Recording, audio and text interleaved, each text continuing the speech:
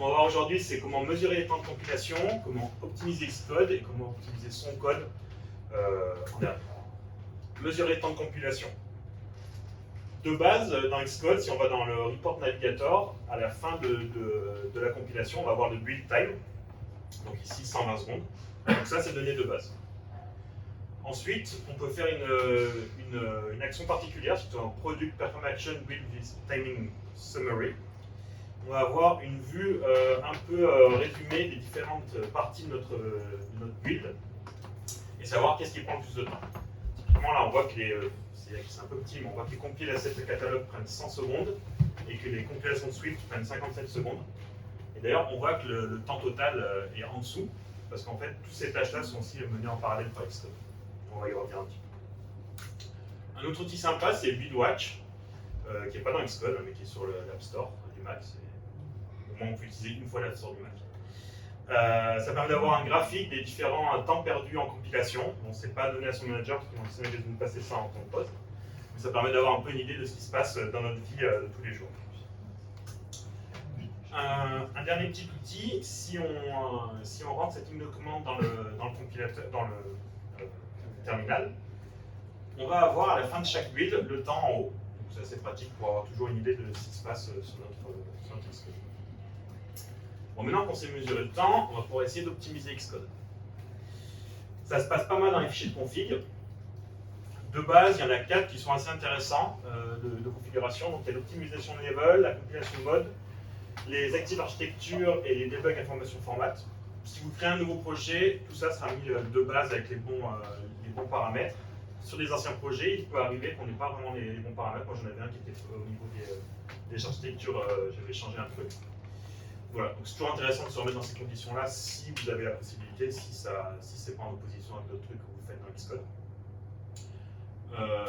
De la même façon, il faut toujours passer sur le dernier système de build, mais ça, je pense que depuis un ou deux Xcode, il y a plus de moyen de passer en arrière. Ouais, c'est ça. C'est bien ce que je pensais, mais voilà, si je sais pas si vous êtes sur Xcode 12, parce que vous avez bien le temps de passer. Mais non, le Xcode du moment, c'est Xcode 14. Un truc super intéressant qui a été présenté l'an dernier, qui est quand même assez révolutionnaire à ce niveau-là, c'est la timeline. Donc dans Xcode, on va pouvoir avoir vraiment une vue des différents moments de compilation et savoir où sont les problèmes. La vue, elle ressemble à ça. La visualisation est basée sur les tâches exécutées en parallèle. Il y en a autant qu'on a de corps, donc moi j'ai 10 cœurs dans mon ordinateur, du coup j'ai 10 lignes. Et on peut voir les espaces, au niveau des espaces, les tâches qui sont bloquantes. Donc là on voit que la tâche verte, elle bloque toutes ces tâches-là, et ensuite cette tâche bleue, elle bloque aussi toutes les tâches marron derrière. Tu as créé un projet exprès pour... Non, c'est mon projet ça. D'accord. Et on a une couleur par target, on va y revenir un petit peu tout de suite. Avant, sur le code 13, chaque target était compilé les unes derrière les autres. Il y avait quand même un système de dépendance qui fait que voilà, si on voit par exemple que la target C ne nécessite pas d'autres tâches que la A, elle peut être en parallèle de la B, comme la F. Mais dans chaque target, on va vraiment attendre que la target précédente soit finie pour pouvoir compiler la suivante. Dans Xcode 14, et bien, par magie, Apple arrive à compresser tout ça. C'est assez compliqué à expliquer, je n'ai pas tout à fait compris comment ils faisaient, mais en tout cas, on gagne tout ça de temps. Un tiers sur un schéma d'Apple, sans échelle, évidemment. Mais pour avoir cette magie-là, il faut quand même mettre un paramètre. Si on a créé un projet avant Xcode 14 et mis à No, c'est hyperlinking. Ben de chez Apple nous rappelle qu'il faut quand même que ça soit du Swift only et qu'on ait que tout soit dynamiquement linké.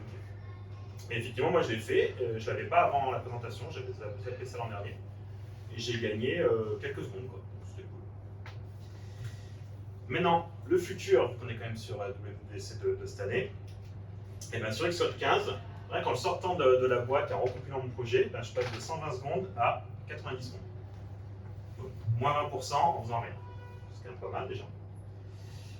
Et derrière, voilà, quelque chose qu'on a déjà vu tout à l'heure, Apple a travaillé autour des librairies. À la base, il y a deux types de librairies, les static library et les dynamic library. Il y en a une qui est rapide à la compilation, l'autre qui est rapide à l'exécution. Mais ils ont créé, comme on a vu tout à l'heure, la Mergeable Library, qui fait le mieux des deux mondes et qui permet de gagner du temps. Je l'ai aussi fait sur mon projet, donc de nouveau c'est un paramètre à changer, comme on l'a vu tout à l'heure, Get Mergeable Binary automatique. Sur mon projet, je passais de 90 secondes à 85 secondes. C'est toujours ça de gagner. Et si vous voulez en savoir un peu plus, il y a un talk qui est ultra compliqué. Mais vous pouvez y aller. L'autre, c'est tu l'as testé ou pas? Celui qui avait juste au-dessus là sur le. Non, ouais, celui-là là, ouais. Non, j'ai pas testé. J'ai pas compris à quoi il servait. Franchement, moi j'étais content de gagner 5 secondes. Le talk il est coton. mais c'est cool. On va passer à la dernière partie, donc optimiser son code, qui est quand même aussi un endroit où on peut gagner au niveau du build. Pour ça, il va nous falloir plus de mesures. Premièrement, on va rajouter deux sous-flags. Un qui permet de savoir le temps de mettre des warnings sur les fonctions qui mettent plus de 200 millisecondes à se compiler. J'ai mis 200, mais on peut mettre, commencer à 1000, puis descendre petit à petit, du moment où on optimise son code. Et pareil pour les type check des expressions.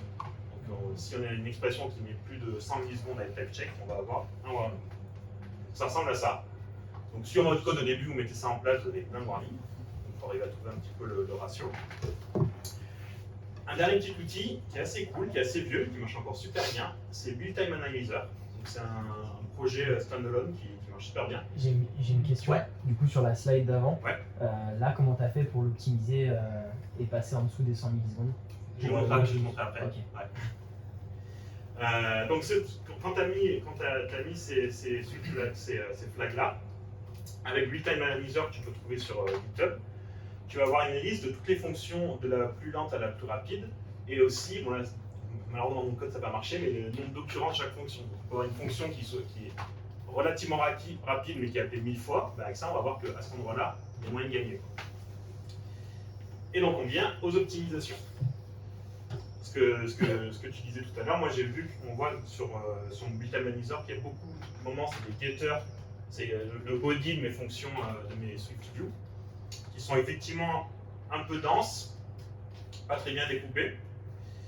Ce que j'ai fait, c'est sur ce body-là, je vais créer une fonction opacity qui permet de sortir ce bout de code-là et du coup d'avoir un type qui est vraiment défini. On va revenir là-dessus, mais c'est super important.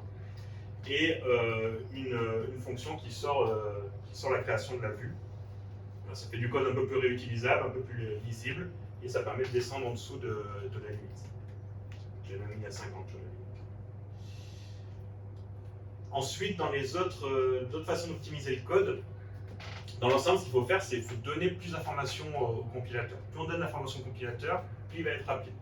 Par exemple, c'est des trucs assez cons, hein. C'est utiliser des lettres le plus souvent possible. Si on sait que la variable ne va pas changer, on met un let à la place d'un var, le compilateur, ça l'optimise.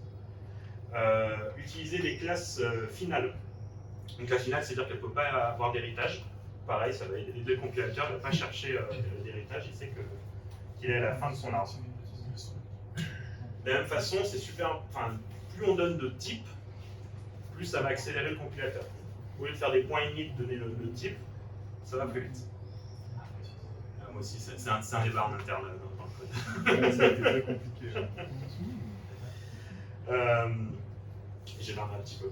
Utiliser des extensions private, pareil, de dire que ce bout de code ne sert qu'à cet endroit-là, ça aide le compilateur. Et il y en a des tonnes comme ça. Un exemple qui était assez sympa que j'ai vu sur le net et que j'ai refait en local. Dans un Enum, si à chaque fois on donne le type de l'Enum, on va gagner du temps. Là, j'ai fait le test, ces deux bouts de code, c'est moins 30%. C'est pas mal. Un peu plus spectaculaire, plus on fait de lignes de code, plus on va avoir des variables intermédiaires. Par exemple, cette ligne de code-là, qui s'utilise avec deux variables intermédiaires, voilà, on gagne pas mal quand même. Ah ouais. On gagne moins 99%.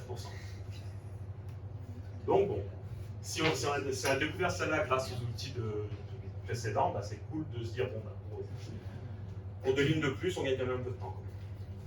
Si en plus elle est utilisée 800 fois, ça gagne. Tu veux gagner du temps aussi aux développeurs qui passent derrière. Potentiellement. Il y a deux trucs en plus que tu fais, c'est en plus de splitter le calcul. À chaque fois, tes lettres dans Ouais. la partie Ouais. déclarent le type. Oui, Tu déclares le exactement. type et ça, du coup, c'est. Exactement. Chaque fois qu'on donne le type, ça aide énormément. Vous allez un peu cheater ça. Multi-possibilités. Un truc que je savais pas trop non plus, c'est éviter les castings. C'est-à-dire que ce bout de code-là, on caste en double des choses qui sont déjà en double. Si on le fait juste sur la partie qui est nécessaire, bah, moins 60%. Bon, par contre, ça passait de 2 millisecondes à 1 milliseconde, donc c'est un peu moins bien là quand même. Un truc qui est un peu frustrant parce qu'au niveau de la lecture du code, c'est pas ouf. Le nil coalescing, les doubles points d'interrogation aussi, c'est assez gourmand. Si on met des iflets, là on gagne moins 80%. T'as un code qui est vachement puissant. Exactement. C'est ce sur quoi j'allais venir, c'est que faut pas suroptimiser quoi. Les bacs à main ils sont ultra puissants, les compilations elles sont ultra puissantes, donc effectivement les opérateurs ternaires c'est plus lent, c'est mieux de mettre les types devant les enums, il y a plein de choses qui sont intéressantes, mais ça rend aussi le code moins lisible et pour soi et pour ses collègues. Du coup il faut trouver un petit peu la balance, pas essayer de gagner des millisecondes et avoir un code qui soit illisible. Surtout que moi si on revient à mon exemple du début, le temps qui était le plus long, c'était compiler les assets, ça prenait 92 secondes. Donc on peut en gagner des millisecondes avant d'arriver à ce truc-là. Et ça, eh ben, j'ai pas réussi à trouver comment faire. Supprimer.